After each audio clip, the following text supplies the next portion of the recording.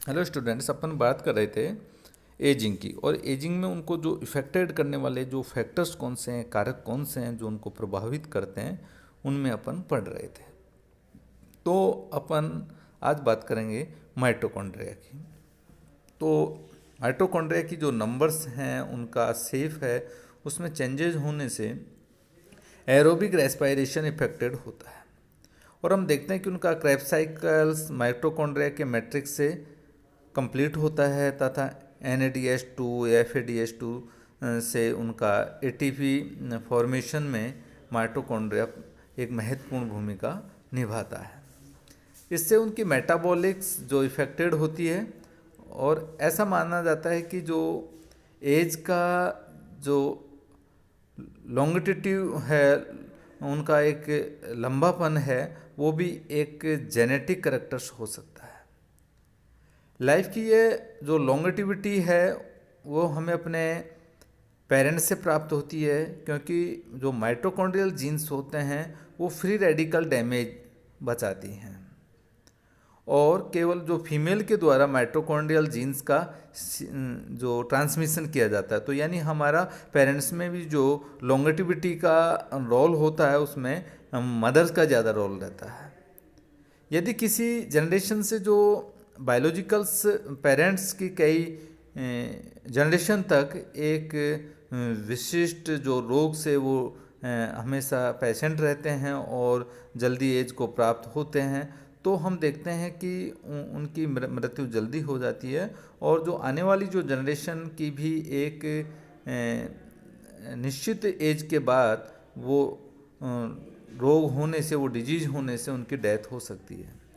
ऐसा उनका जो इनहेरिटेंस इम्यून सिस्टम डेफिशिएंसी के कारण हो सकता है कि वो कौन सी इम्यून सिस्टम की जो डेफिशिएंसी होगी जिसके कारण पर होगा।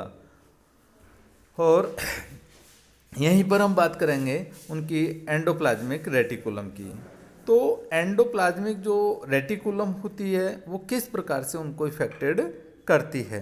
तो हम देखते हैं कि DNA में चेंजेस या अदर जो जो अपना न्यूक्लियस चेंजेस से जो RNA में कमी हो जाती है, जिससे राइबोसोम का एंडोप्लाज्मिक रेटिकुलम से बाइंडिंग समाप्त हो जाता है तथा जो रफ एंडोप्लाज्मिक रेटिकुलम का जो अपना जो स्मूथ एंडोप्लाज्मिक रेटिकुलम में चेंजेज होने लगता है।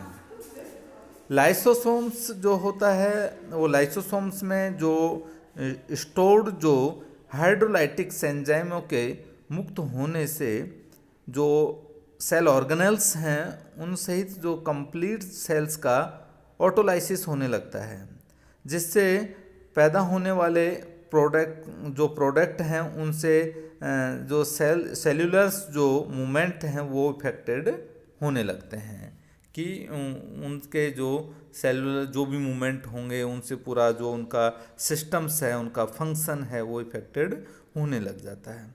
एक होता है एजिंग पिगमेंट। तो अपन देखते हैं कि एज के साथ साथ जो सेल्स की जो प्लाज्मा मेम्ब्रेन्स है या गोल्जी बॉडी है, माइटोकॉन्ड्रिया, एंडोप्लाज्मिक रेटिकुलम से कुछ स्पेशल टाइप के लाइफोफुस्किन्स पिगमेंट्स का सिक्रेशन होता है। और ये जो पिगमेंट होते हैं वो सेल्स की एजिंग को इंड्यूस्ड कर वहाँ जो सेलुलस जो मूवमेंट होते हैं उसको कम कर देता है, मंद कर देता है। और इनकी एब्सेंसी से जो सेल्स की एज बढ़ जाती है। वो एजिंग को इफेक्टेड करने वाले और भी बहुत सारे अदर फैक्टर्स होते हैं, जिसमें अपन देखते हैं कि जो मैमल्स होते हैं उनके लीवर सेल्स में एल्डोलेज एंजाइम्स की जो एक्टिविटी घटने लगती है। सेल्स में जो फैट का या लिपिड का ड्रॉपलेट्स में ग्रोथ होने लगती है और उनके भीतर आयतन घटने लगता है, जिसे हाइपोट्रोफी कहते हैं। तो इस प्रकार से सारे फैक्टर जो इंटरनल हैं वो उनका जो सिस्टम्स होता है उसको इफेक्टेड वो करते हैं। अब अपन देखते हैं कि एक्स्ट्रा सेलुलर चेंजेस कौन से होते हैं। अपन इनमें देखते हैं कि इंट्रासेलुलर स्पेस में जो प्रेजेंट फाइब्रस प्रोटीन जो युवावस्था में ट्रांसपेरेंट, लचीली और घुलनशील होती है, और एजिंग के साथ साथ इसमें हार्डनेस और वो अघुलनशील हो जाता है। तो उनके जो फिलामेंट्स होते हैं उनमें जो प्रोटीन या फाइबर होते हैं उनमें प्रोटीन कोलेजन का सीक्रेशंस मंद हो जाता है, कम हो जाता है, और इन प्रभावों से उनका ब्लड सेल्स के बीच में ऑक्सीजन्स व न्यूट्रिशन आदि का एक्सचेंज करने में वहाँ पर बैरियर्स होने लगते हैं, और जिससे उनकी सेलुलर मेटाबॉलिक इफेक्टेड होती है। अब अपन बात करेंगे यहाँ पर मार्फोलॉजिकल्स और फिजियोलॉजिकल चेंजेस। मार्फोलॉजिकल और फिजियोलॉजिकल चेंजेस किस प्रकार से एजिंग को इफेक्टेड करते हैं। एजिंग के समय होने वाले जो सेलुलर व एक्स्ट्रा सेलुलर चेंजेस से बॉडी का जो वहाँ पर स्ट्रक्चरल चेंजेस होते हैं, और जिनसे उनकी शेप, साइज व उनकी फिजियोलॉजिकल्स उनके चेंजेस होने लगते हैं। जैसे अपन हेयर की बात करेंगे तो एजिंग के साथ ही वहाँ पर उनके एक जो हेयर हैं वो ब्लैक होने लगते हैं, अथवा उनमें एलोपेशिया हो जाता है, और बालों का झड़ना एक जेनेटिक करेक्टर्स होता है, और उन हेयर्स का कलर मेलानिन पिगमेंट्स के कारण होता है। तो यहाँ पर जो टायरोसिन्स एमिनो एसिड्स होते हैं उनके मेटाबॉलिक से उनमें चेंजेज होने से ऐसा इफेक्टेड होने लगता है। स्किन पर भी बहुत सारे एक एज के साथ में इफ़ेक्ट होने लगते हैं, जिनसे जो कोलेजन फाइबर्स होता है उसमें हार्डनेस तथा स्किन के नीचे जो फैट का जो डिपोजिशन होता है वो घटने लगता है, और वहाँ पर रिंकल्स होने लगते हैं। तो स्किन बहुत ज़्यादा क्या हो जाती है, ढीली पड़ जाती है, और वहाँ कई जगह वो ज़्यादा कम होने से वहाँ पर उनके जो ऑर्गन्स हैं वो पिचक जाते हैं। अब बात करेंगे अपन टीथ की। देखते हैं कि जो ह्यूमन होता है वो डाइफाइडंट्स टीथ पाए जाते हैं, यानी 2 बार वहाँ पर वो टीथ आते हैं। पहला होता है मिल्क टीथ होता है, उसके पश्चात होते हैं जो परमानेंट टीथ होते हैं, और क्लोज रूटेड टाइप के होते हैं, और लाइफ में इनके यूज के साथ साथ इनके ये घिसते जाते हैं। और एजिंग के समय देखते हैं कि उनके जो मसूड़े होते हैं उनकी जो पकड़ होती है, कैच करने की कैपेसिटी होती है, उनको बनाए रखने की कैपेसिटी होती है, वो क्या होता है धीरे धीरे कमज़ोर पड़ने लग जाती है। अब बोन्स की बात करें तो बोन्स में हम देखते हैं कि जो बोन्स का में कैल्शियम का डिपोजिशन कम होने लगता है, बोन्स कमज़ोर हो जाती हैं, बोन्स में जुड़ने की कैपेसिटी घट जाती है, और उनका ब्रिटलनेस पैदा हो जाता है, टूटने की संभावना बहुत ज़्यादा होती है। इसलिए देखते हैं कि ओल्ड एज में जब कोई बोन्स में फ्रैक्चर होता है तो वो एक बड़ा मुश्किल हो जाता है उसको रिकवर करना।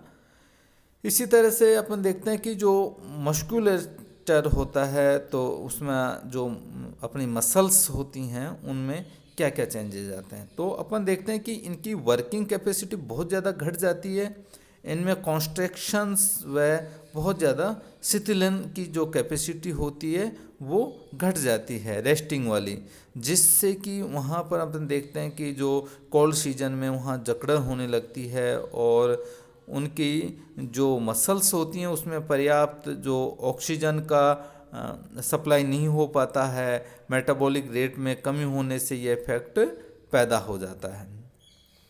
अब बात करेंगे अपन सेंस ऑर्गन की, और सेंस ऑर्गन्स में अपन देखते हैं कि एनिमल्स में जो एजिंग के साथ साथ उनकी जो सुनने की कैपेसिटी होती है उसमें कमी हो जाती है, विजन जो डिजीज पैदा हो जाती है, टेस्टिंग का नॉलेज भी धीरे धीरे कम होने लग जाता है, और बहुत सारी डिजीज़ें एक साथ पैदा हो जाती हैं।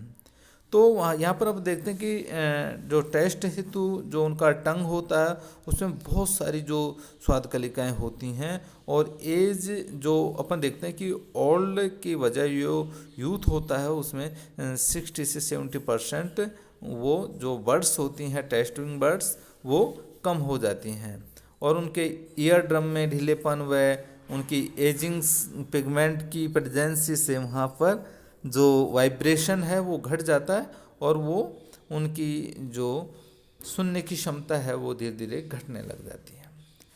इस तरह से जो एकोमोडेशंस कैपेसिटी होती है वो बहुत ज़्यादा घट जाती है आइज़ की, और इससे उनके जो विजन में बहुत ज़्यादा दिक्कत आती है। उनकी दृष्टि जो होती है उसको एक जगह सेंट्रलाइज करने की कैपेसिटी कम हो जाती है, लेंस की जो ट्रांसपेरेंसी घट जाती है, और लेंस में प्रेजेंट जो क्रिस्टलाइन प्रोटीन होती है वहाँ की जो व्यवस्था होती है उससे वो चेंज होने लगती है। इस तरीके से इसमें चेंजेस होने लग जाते हैं।